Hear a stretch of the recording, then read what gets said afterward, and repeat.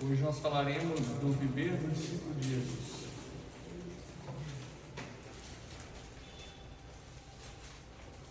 Nós faremos uma exposição do verso 1 ao 17 e junto à aplicação faremos do verso 33 ao 35.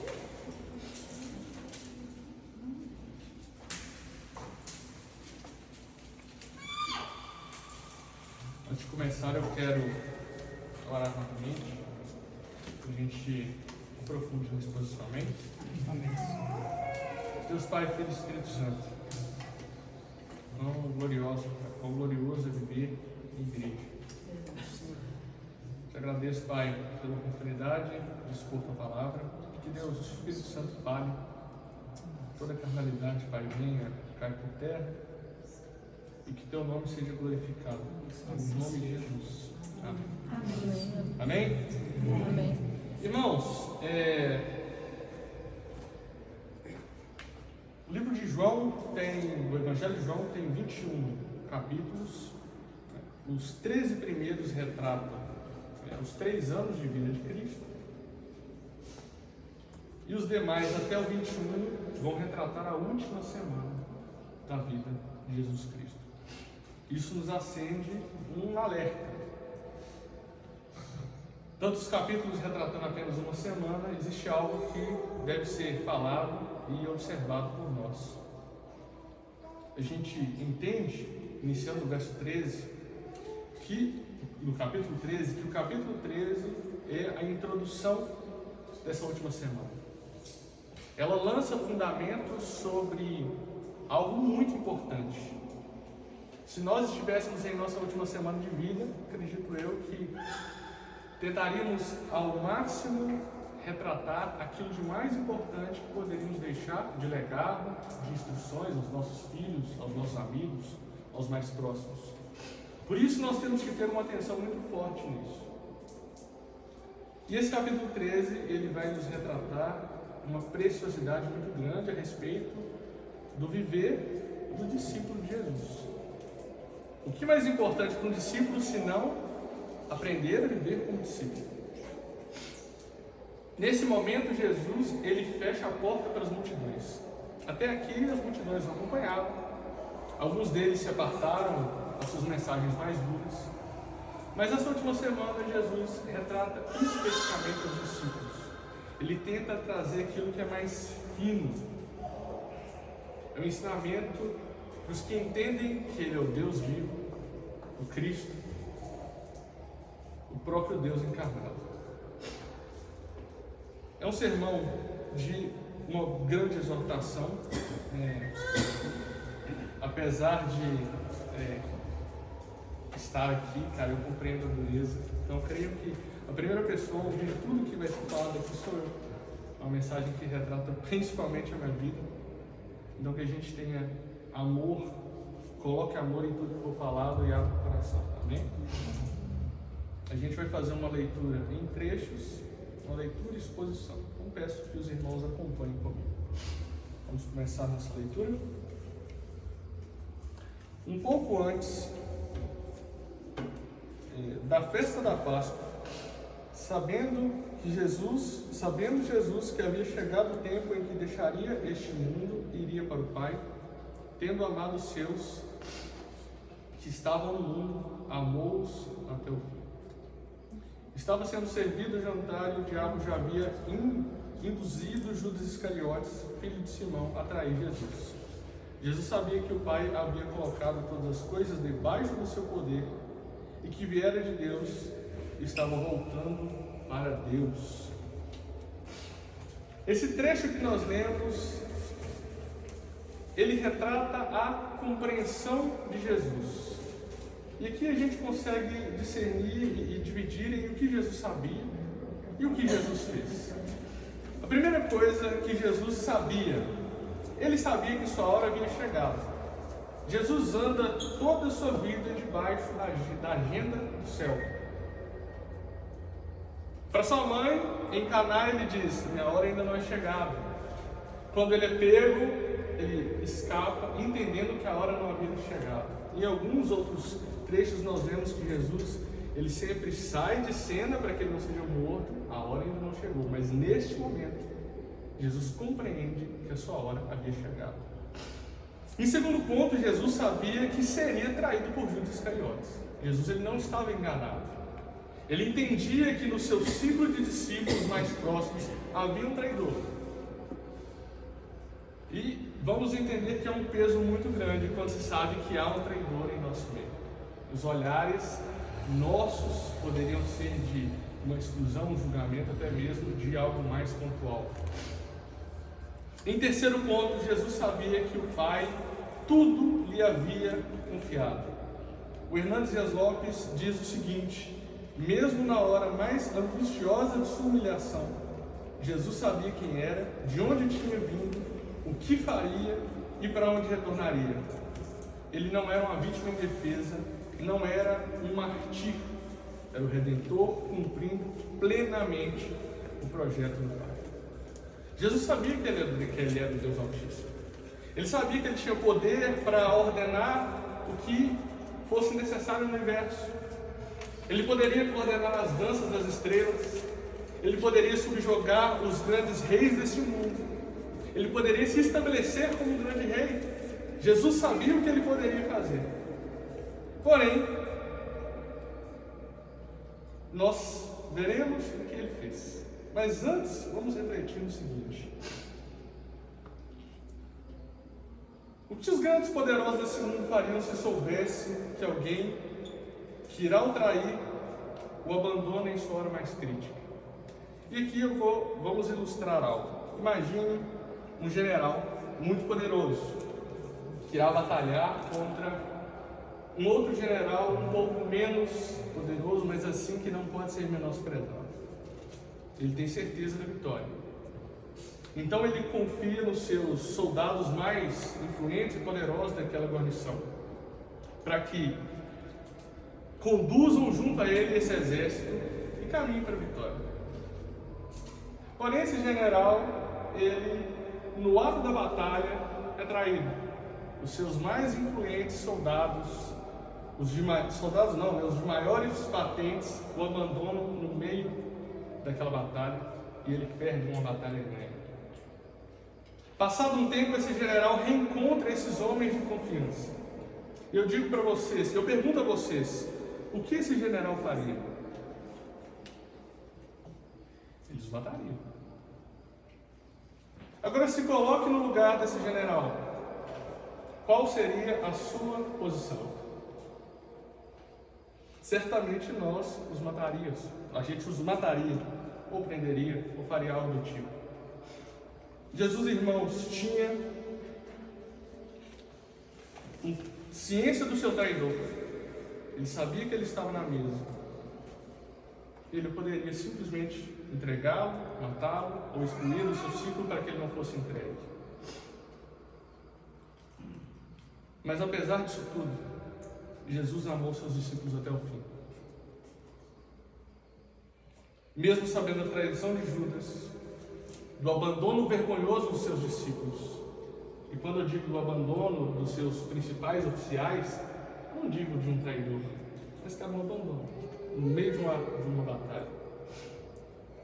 Ele sabia da nossa rebeldia natural, e ainda assim, Ele nos amou até o fim.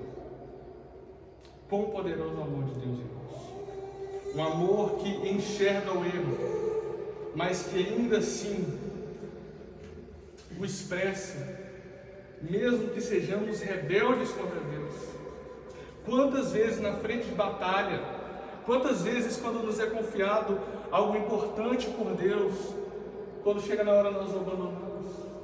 Quantas vezes nós temos a oportunidade de sermos usados em coisas que nós não somos dignos disso. E na hora nós simplesmente abandonamos a Deus. Abandonamos com nossas atitudes, com o nosso pecado, com a nossa incredulidade, com a nossa covardia. Mas ainda assim, Ele sabendo disso tudo, Ele ama os seus discípulos até o fim, como diz o verso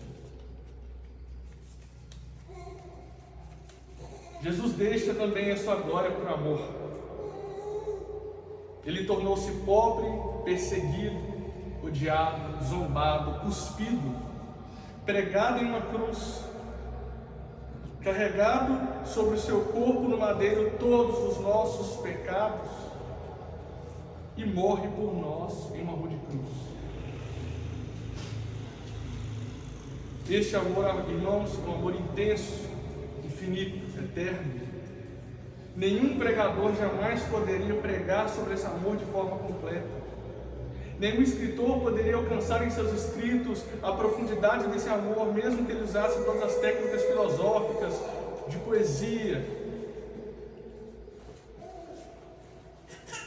Mesmo, irmãos, que todo mar fosse tinta, e que, parafraseando um bom teólogo, que todo mar fosse tinta, que todas as nuvens se transformassem em papel, que todas as árvores se transformassem em penas, e todos os humanos, todos os homens fossem escritores, ainda assim não seria possível descrever o amor de Cristo. É um amor glorioso, é um amor poderoso, que coloca nós em um estado de humilhação, porque nós não conseguimos expressar esse amor, não conseguimos retribuir esse amor. A nossa única atitude é de reverência diante de Deus, ou deveria ser.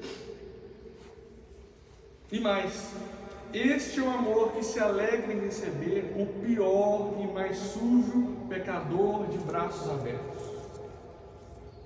Ele não nos rejeita pela nossa fraqueza. E como somos fracos,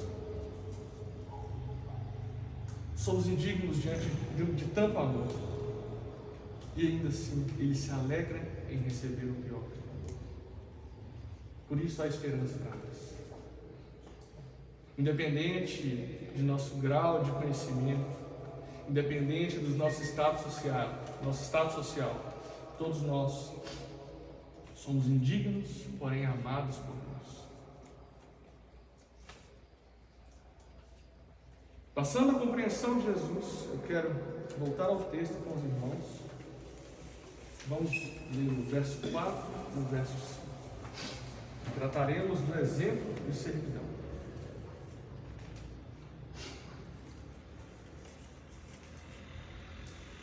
Assim, levantou-se da mesa, tirou sua capa e colocou uma toalha em volta da cintura. Depois disso, derramou água numa bacia e começou a lavar os pés dos seus discípulos, enxugando-os com a toalha que estava em sua cintura. Os discípulos tinham vindo de Betânia a Jerusalém, é uma média de 6 quilômetros. Eles usavam sandálias, logo seus pés estavam bem sujos de poeira, e eles se sentam à mesa. Pela cultura, seria natural de um servo lavar os pés para que eles se sentem à mesa de forma limpa. Porém, eles não tinham servos, eram apenas Jesus e os discípulos. E creio que Jesus, talvez, na melhor das hipóteses, ele sabia que não, esperaria que, depois de 3 anos, compreendendo as obras de Cristo, vendo a servidão de Cristo, vendo o que ele fazia, vendo como ele amava, até aqueles que eram mais desprezados, algum discípulo, ele se decidisse, vamos lavar os pés uns dos outros, porém não. Os discípulos anteriormente aqui estão brigando para saber quem é o maior, quem é o mais bem visto, quem é o mais amado, aquele que tem mais capacidade dentro do reino dos céus.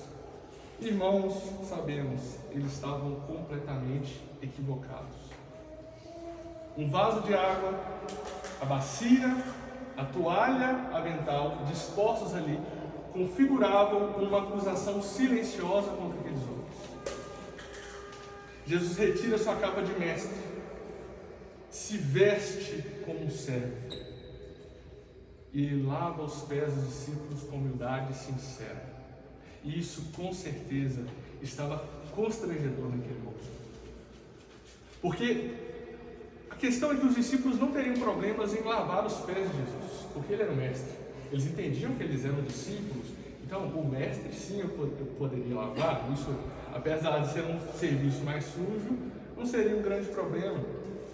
Porém, lavar os pés uns dos outros, ou ver o mestre lavando um discípulo, não era naquele momento algo esperado. Jesus faz o serviço de um servo, de um escravo mais humilde, porque lavar os pés não era colocado para um bom escravo fazer, um escravo com força ou com uma grande habilidade. Ele seria usado por outra coisa.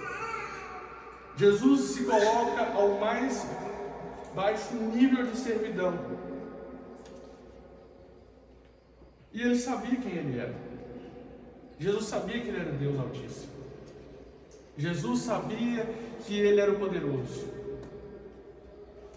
Esse ato de servidão não é gerado pelos 3 anos em que ele se colocou como um pobre, um humilde e um servo, mas a sua humildade precede da sua riqueza como Deus.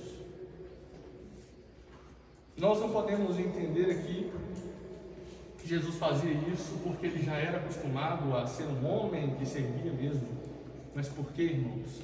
Ele fez isso porque ele era o próprio Deus.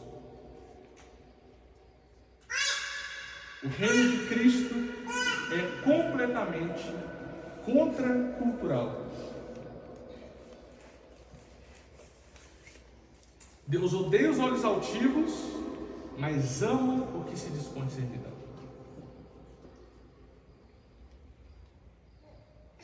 O maior é o que serve e a grandeza está em se doar. O mundo diz que o maior é aquele que mais tem poder. O mundo diz que o maior é aquele que está nas mais altas posições, que ocupa os melhores cargos, que tem um poder aquisitivo maior. É aquele que tem influência sobre pessoas.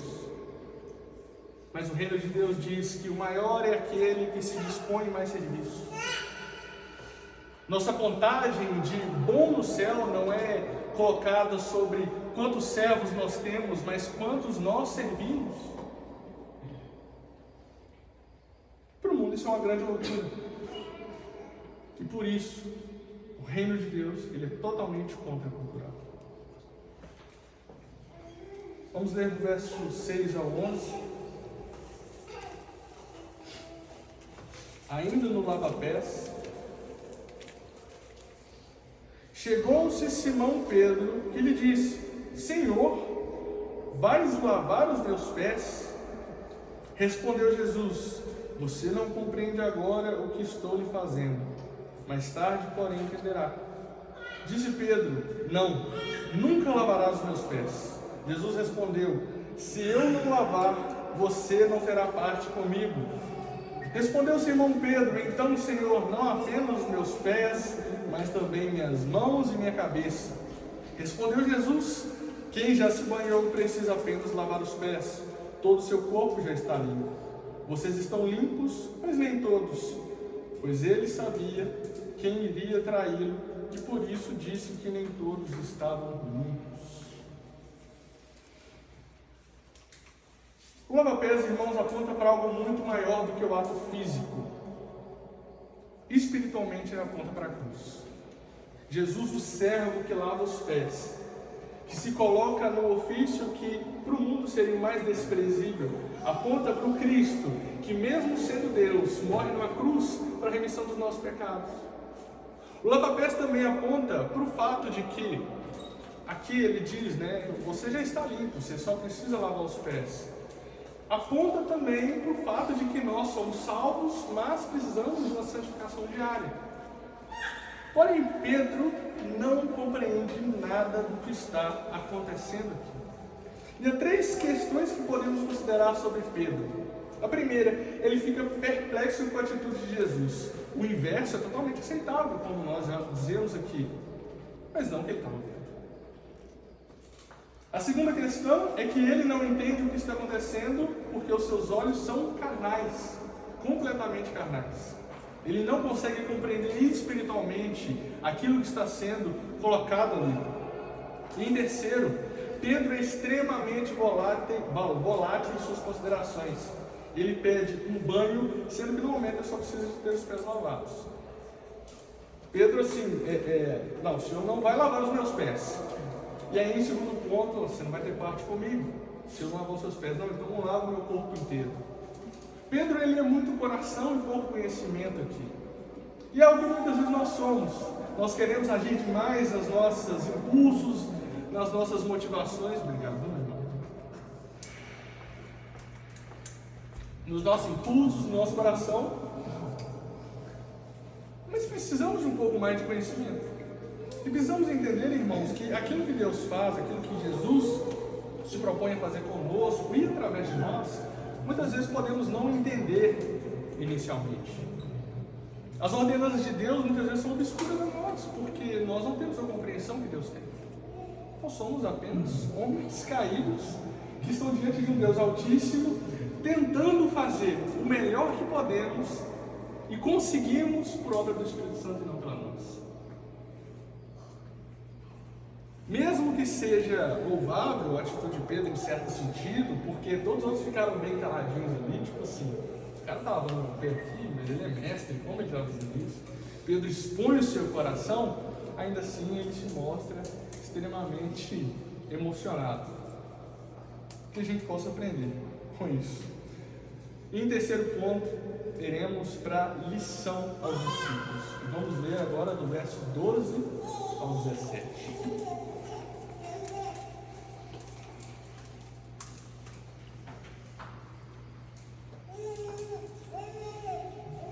Quando terminou de lavar-lhes os pés, Jesus tornou a vestir sua capa e voltou ao seu lugar. Então lhes perguntou: vocês entendem o que eu fiz? Vocês me chamam de mestre e senhor, e com razão, pois eu sou. Pois bem, sendo eu senhor e mestre de vocês, lavei-lhe os pés, vocês também devem lavar os pés uns dos outros. Eu lhes dei um exemplo para que vocês façam como lhes fiz. Digo-lhes verdadeiramente que nenhum escravo é maior do que o seu senhor, como também nenhum mensageiro é maior que aquele que o enviou. Agora vocês sabem essas coisas, felizes serão se as praticarem. Nesse final, Jesus, ele inicialmente trabalha com uma grande lição e um grande exemplo. A lição é não querer ser maior mais do que mais serve. E como isso é complicado? Porque nosso coração anseia pela grandeza. O velho homem, ele sempre quer que sejamos os melhores. Em algum sentido, isso não está errado, mas precisamos melhorar um pouco esse conceito. Porque o ser o melhor no reino de Deus é servir mais. Infelizmente o pecado pega coisas que são boas no nosso coração e se subvertem para algo muito ruim. Precisamos, irmãos, ser ótimos em servir. Precisamos ser excelentes em nos entregar. Precisamos ser extremamente os primeiros em nos colocar no lugar que precisamos estar. Essa pregação ela tem como objetivo que a gente entenda melhor sobre o discipulado. Nós somos chamados a sermos discípulos de Jesus. Porém, ser um discípulo dá trabalho. Porque ser discípulo não é apenas eu leio minha Bíblia, eu reflito sobre ela. Isso já é bem difícil, convenhamos. Nós temos que nos esforçar para isso. Não é eu vivo minha vida e está tudo bem, desde que eu leia a palavra e vá na igreja uma vez por semana. Ser discípulo é viver como discípulo e mais, ensinar outros irmãos a caminharem em discipulado com Cristo. Porque não somos chamados a sermos uma comunidade individualista, onde um irmão ele vive sua individualidade espiritual e os outros, que o problema deles. Se eles não leem a Bíblia, eu estou fazendo a minha parte.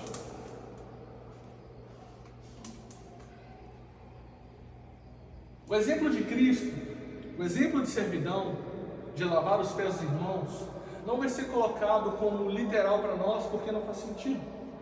Nós temos pés calçados com o sapato fechado. Em algum aspecto, além de não fazer sentido, não é nem muito legal. Mas espiritualmente, irmãos, temos que, primeiramente, buscarmos a nossa santificação. Em segundo ponto, auxiliarmos nossos irmãos nessa santificação. E por isso nós estruturamos discipulado. E por isso vivemos como discípulos de Cristo. Porque em Mateus 28 dá a ordenança. Por isso servimos os irmãos. Em segundo ponto, o grande resultado. Esse conhecimento ele deve transformar em obediência. E aqui Jesus ele termina, né? Agora que você sabe essas coisas, felizes serão se as praticarem. Vocês sabem, mas não é para esse conhecimento ser simplesmente eu sei e está tudo bem. É para que ele seja praticado na vida. É para que ele seja algo real, algo que é feito genuinamente. E mais do que feito, feito em amor, como nós veremos na nossa aplicação. Por isso, irmãos, quando propomos, vamos fazer os discipulados, vamos nos empenhar a isso, vamos nos empenhar na santificação. Como o Anderson ele falou comigo ontem, né, sobre culto domiciliar, vamos nos empenhar nos cultos domiciliares, vamos criar uma cultura realmente de Deus em nossas casas, para que isso possa refletir na igreja e abençoar a comunidade. Que a gente largue a preguiça e faça. Que a gente coloque em prática aquilo que devemos realmente fazer.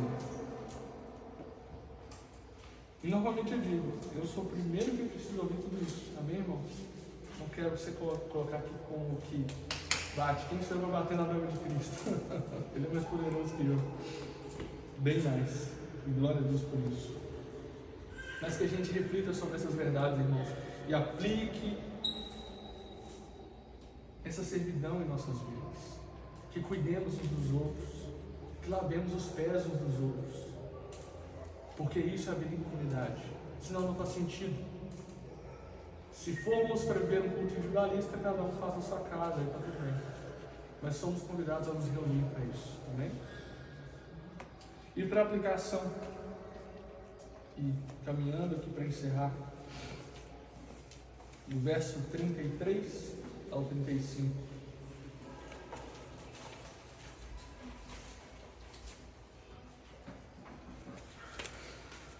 Meus filhinhos,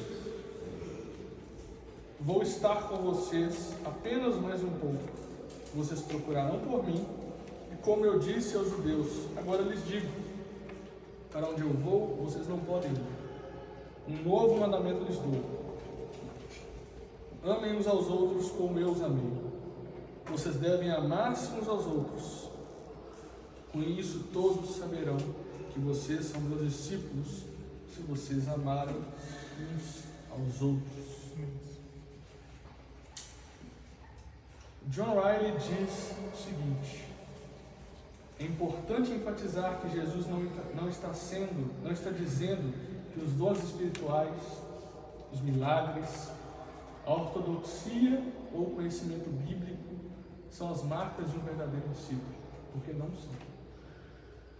Se a gente for avaliar dom como a marca de um verdadeiro discípulo, a gente entra em conflito até com o Apocalipse. Né? Muitos chegarão: mas Senhor, eu preguei em seu nome, eu curei, eu fiz isso, eu fiz aquilo, eu exerci dons. Jesus falava: não te conheço. Porque um discípulo não é medido pelo que ele faz. O discípulo é medido pelo seu coração. Não pelos seus dons, ok? Mas pelo seu coração e serviço. O discípulo de Cristo é conhecido pelo amor. Não faz sentido para as pessoas ouvirem de nós acerca de eleição, regeneração, justificação e conversão, se elas não observarem em nós a prática do amor. E não adianta mesmo. Nós podemos ter, irmãos, uma teologia concisa e coesa, nós podemos ter os melhores argumentos, nós podemos ter uma oratória maravilhosa. Se a nossa vida não reflete aquilo que pregamos, isso é como esterco. É algo simples. Se você encontra uma pessoa no seu trabalho que ama falar de Jesus, mas tem uma vida toda porca, cara, a palavra dele não tem um pingo de credibilidade. Se você é uma pessoa que não ama Cristo, mas ela quer falar sobre Jesus a todo tempo, irmão, é melhor não falar. A nossa vida deve emergir de nós, deve sair de nós aquilo que nós vivemos, aquilo que nós praticamos. E aqui não é um convite à perfeição, porque nenhum de nós vai ser perfeito nunca. E glória a Deus por isso, porque Cristo morreu para os imperfeitos, amém? Mas nós temos que buscar uma coerência do nosso discurso com o nosso coração, do nosso discurso com a nossa vida. E que isso possa tocar os nossos corações, cara, e entrar como uma flecha que não machuca, mas cura. E eu coloquei aqui por último um trecho da música Herege do Mauro Henrique, que diz o seguinte: a fé vira faca sem amor, a lei vira laço sem amor. Como ter a Deus sem ter amor, se Ele é amor. Verdade e vaidade sem amor. Palavra é só palha sem amor. O que é incompleto passará, mas o amor para sempre permanecerá. Que o Espírito Santo possa ter colocado em nossos corações essas verdades, que possamos melhorar em nossa servidão e que a gente possa servir em amor. Porque não adianta também simplesmente a gente querer cumprir tabela, tipo, a igreja mandou, então eu tenho que fazer, né? E aí faz de qualquer jeito. Irmãos, que amemos aquilo que Deus nos colocou. Mas eu não amo, ore para que você ame.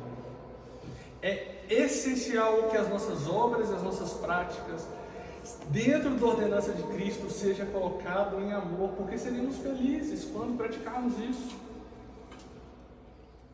Amém? Amém. Convido os irmãos a baixarem a cabeça, vamos orar.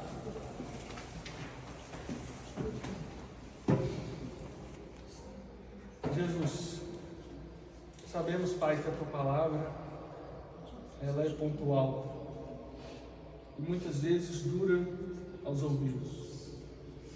Mas, Pai, que o que foi dito aqui possa penetrar o coração de cada um presente, principalmente o meu, para que se torne uma verdade, Pai, uma verdade vivida, uma verdade prática.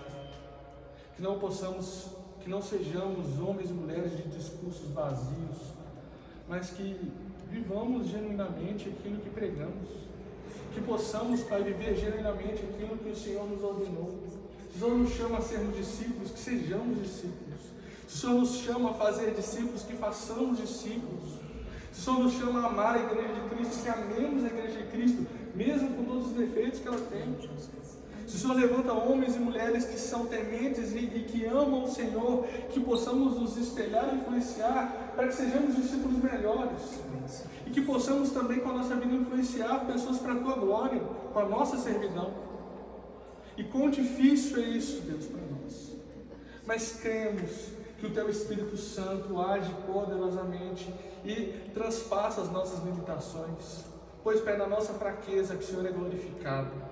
Somos homens e mulheres fracas diante de Ti, Deus, mas sabemos que o Senhor é poderoso, que o Espírito Santo é poderoso para fazer muito mais daquilo que podemos imaginar. Então, Deus, move nosso coração a servidão, move nosso coração, Pai, a nos humilharmos diante de Ti, e que, Deus, possamos acumular riquezas nos céus e não nessa terra. É o que te pedimos, Deus. Nos ajude nessa grande empreitada, em nome de Jesus. Amém.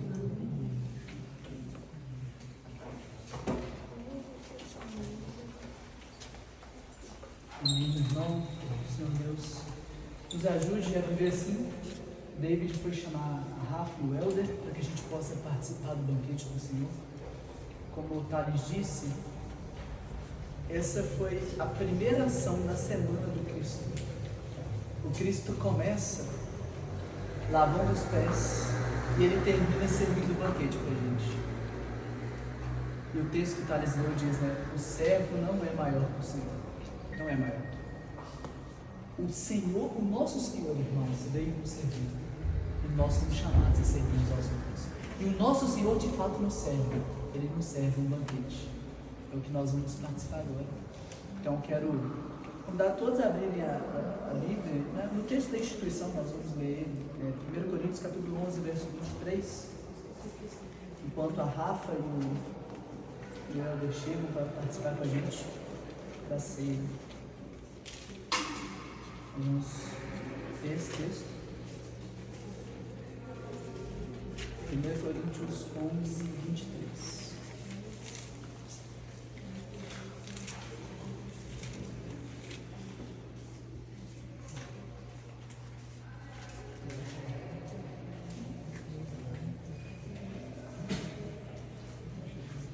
Nosso Cristo veio nos servir, veio dar a vida dele de resgate a muitos.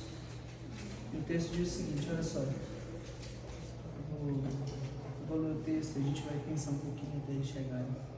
1 Coríntios 11, 23, o apóstolo Paulo diz: pois eu recebi do Senhor o que também lhes entreguei, que o Senhor Jesus, na noite que foi traído, tomou o pão e, tendo dado graças, partiu e disse: isso é meu corpo que é dado em favor de vocês. Façam isso em memória de mim. Da mesma forma, depois da ceia, ele tomou o cálice e disse: esse cálice da nova aliança do meu sangue.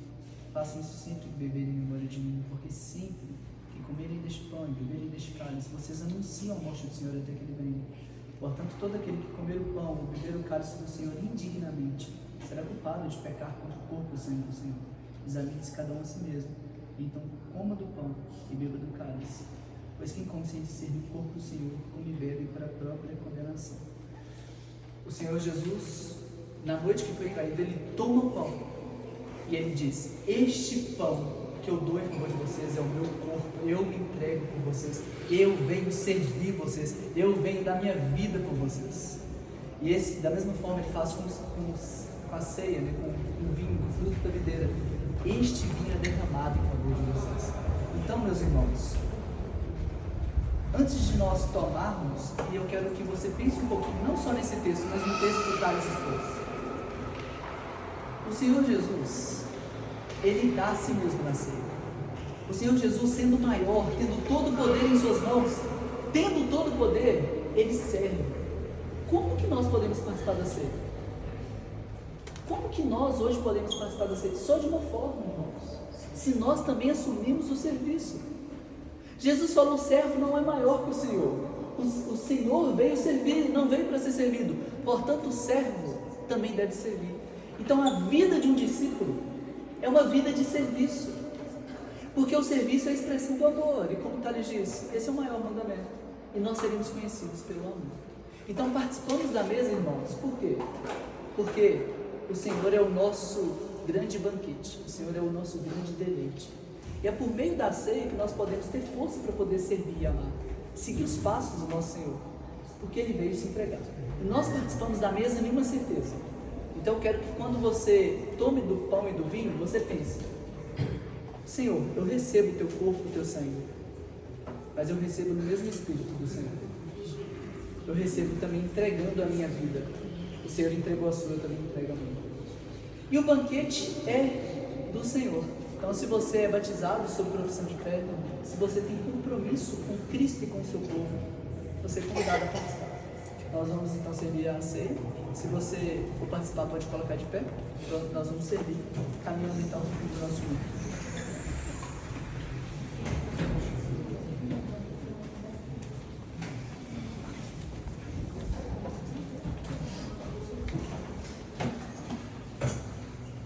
O Geraldinho está sentado, mas pode servir o Geraldinho, né, gente?